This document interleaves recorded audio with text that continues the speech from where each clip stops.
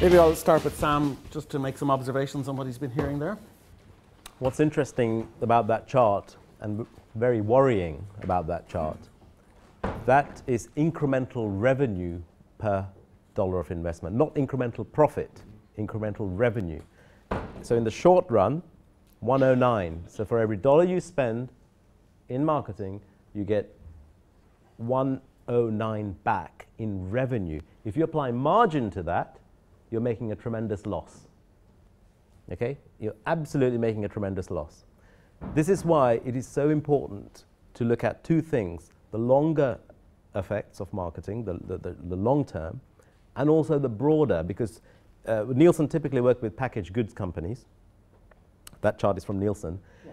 With packaged goods, the price premium that you charge for a branded product over the own label product is because of your marketing. It's not really because it's functionally a better product. It's because of the packaging, the advertising, it's the non-functional benefits that the brand brings to the product. If you take on board the price premium and work that through to the ROI, that 109 becomes a lot more profitable. Will become profitable, otherwise they won't bother doing it. There are important lessons here, aren't there, in terms of channel choice, for example, based on doing the analytics, above and beyond justifying your activity to the finance department. There are important strategic insights that can be gained from this type of analysis. Yeah, well, the first thing is, I think it's very important not to be just using it as a rear view thing, because obviously you fit models and you do research always on historical data, and it's very valuable to have historical data, but then you have to model it forward. You have to project it and forecast and make your objectives around that. And if you know that some category is very hard to measure, then probably it'd be better to say, well, let's redirect our spending to something that is easy to measure, where we can see a definite output for our spending. And you should factor that in, and you should do your forecasting, and you know that you'll have to weigh up the relative cost versus the relative return that you're getting. And it's not that easy, it's troublesome to do.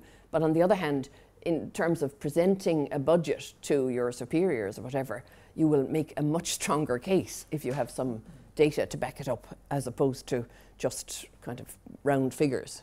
Alan, you're working with lots of clients. I mean, to what extent do you think the narrative or the dialogue has been changing, where in terms of well, let's just specialize in media, for example, simplifying it a little bit. I mean, to what extent does the availability of more of these analytical tools actually now feed into media choice? You did give an example earlier where a client had stopped a particular channel. Is that more prevalent, do you think?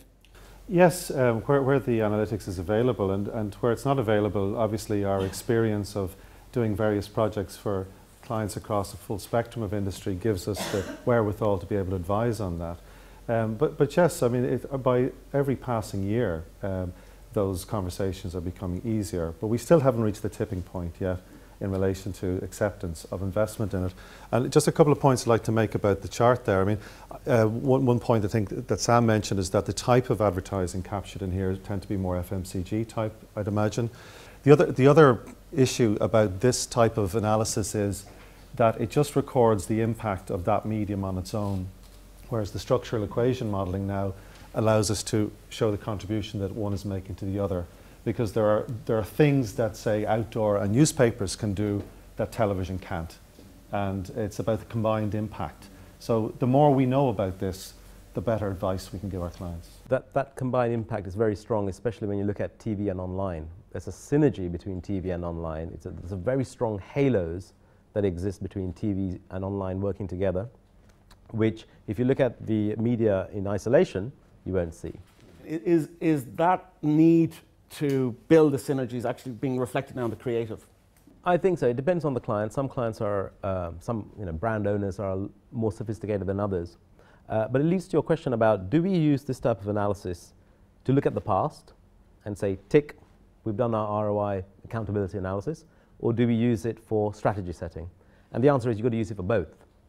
The best work is using it for, we're going to measure, look at the past, see what's worked, what hasn't worked, and then work together with our client and any other research agency where we future-proof the model, where we take inputs and say, what's the future going to look like, and then how do we plan strategy?